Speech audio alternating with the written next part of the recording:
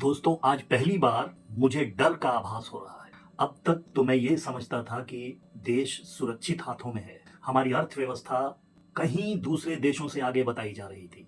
हमारे देश में न तेल की कमी बताई गई, न गैस की कमी बताई गई, ना सोना चांदी कम बताया गया और ना ही कभी ऐसी जरूरत पड़ी कि लोगों को ये कहा जाए कि आप फिजूल खर्ची बंद कर दें। आज पहली बार मेरी रूह कांप गई जब देश के माननीय प्रधानमंत्री जी का वो वक्तव्य सुना मैंने, जिसमें देशवासियों से उन्होंने आग्रह किया है कि आप विदेश जाना टाल दें 1 साल तक के लिए। आप तेल कम खर्च करें, आप पेट्रोल कम खर्च करें, इलेक्ट्रिक गाड़ी ले लें, इलेक्ट्रिक स्कूटी ले लें, आप सोना ना खरीदें। कि पेट्रोल डीजल की खरीद पर जो विदेशी मुद्रा खर्च होती है, पेट्रोल डीजल बचाकर हमें वो मुद्रा भी बचानी है। कम से कम 1 साल के लिए हमें विदेशों में जाने की बातों को टालना चाहिए। साल भर तक घर में कोई भी फंक्शन हो, कोई भी कार्यक्रम हो, हम सोने के गहने नहीं खरीदेंगे, सोना नहीं खरीदेंगे। अगर हम तेल खाना कम करें ना, तो भी वो देशभक्ति का बहुत बड़ा काम है कि हम केमिकल फर्टिलाइजर की खपत 25%, 30%, 40%, 50% उसको घटाए, आधी कर दे। क्या है ये? अरे भाई, हमने तो अपने देश को बड़ा मजबूत समझ रखा था। हमने तो ये सोच रखा था कि देश इतने मजबूत हाथों में है कि कहीं से किसी भी तरह से हमारे देश और देशवासियों को किसी तरह का आंच लगने वाला ही नहीं है। ये क्या हो गया भाई? अचानक से ये क्या हो गया? और वो भी ये कहा जा रहा कि हम एक संकट की घड़ी से गुजर रहे हैं। जब ये संकट का काल है और हमारी देशभक्ति हमें ललकार रही है। बताइए, कमाल हो गया। अब हम क्या करें?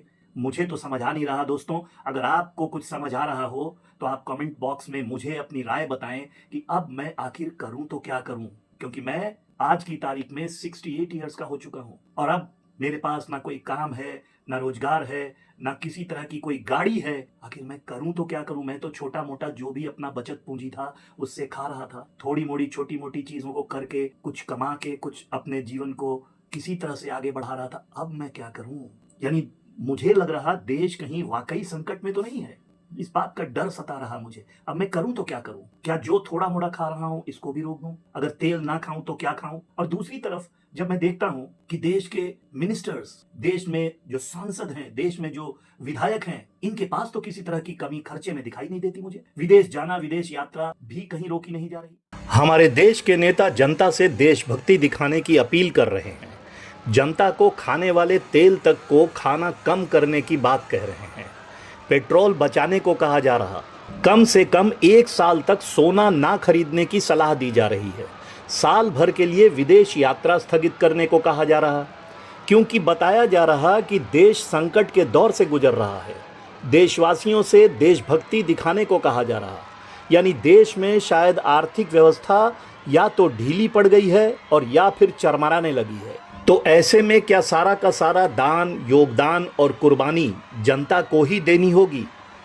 इस संकट से निकलने के लिए जैसे कभी भारत के पूर्व प्रधानमंत्री लाल बहादुर शास्त्री ने देश को संकट से निकालने के लिए एक वक्त का भोजन त्याग दिया था, तो आज क्या भारत को इस संकट से निकालने के लिए सभी विधायक, सांसद, मंत्री अपनी तनख्वाह को सरकार के कोष में नहीं दे सकते हैं? क्या भारत के मंत्री और अफसर विदेश यात्रा पर रोक तब तक के लिए नहीं लगा सकते हैं जब तक के लिए प्रधानमंत्री देश को संकट में समझ रहे हैं? माननीय प्रधानमंत्री ने इस संकट की घड़ी में जो देशवासियों से आह्वान किया है, उसमें सबसे पहले भारत के नेताओं को देश की खातिर अपनी सैलरी छोड़कर इस नेक काम में शिरकत करनी चाहिए। बाकी देखना ये है कि क्या कोई नेता अपनी सैलरी छोड़ता है या नहीं, और क्या माननीय प्रधानमंत्री अपने नेताओं से अपनी सैलरी देश हित में दान कर देशभक्ति दिखाने के लिए आग्रह करते हैं या नहीं। मुझे तो सब कुछ उसी तरह से दिख रहा। उनके खेमे में किसी तरह का कोई अफरा तफरी भी नहीं है और आज देश को ये वक्तव्य देकर प्रधानमंत्री जी ने एक ऐसा अफरा तफरी का माहौल क्रिएट कर दिया कि अब हमारे जैसे लोग थरथराने लगे हैं, कांपने लगे हैं कि अब करा क्या जाएगा, आगे विकल्प क्या है, आगे रास्ता क्या है, हम जाएं तो जाएं कहां, कहीं आगे अंधेरा तो नहीं है। दोस्तों प्लीज